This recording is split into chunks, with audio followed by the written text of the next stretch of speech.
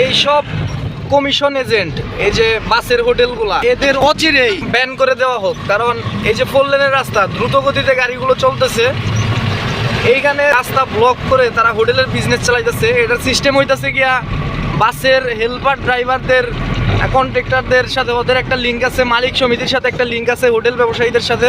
এই বগুড়া রংপুর মহাসড়কে অনেকগুলা হোটেলই আছে। এর মধ্যে সবচেয়ে উল্লেখযোগ্য হতেছে নাবিল হাইওয়ে রেস্টুরেন্ট, তারপরে ফুড ভিলেজ, কবি হাইওয়ে। বিভিন্ন হোটেলগুলা গাড়ি দাঁড় করায় বেপরোয়াভাবে বাসগুলো মানে রং সাইড দিয়ে চলাফেরা করে, অন্যান্য গাড়িদের চলাচলে বিঘ্নতা ঘটায়। প্রশাসনের আমি দৃষ্টি আকর্ষণ করছি, এদের অচিরেই এদের বিরুদ্ধে অ্যাকশন নেওয়া হোক।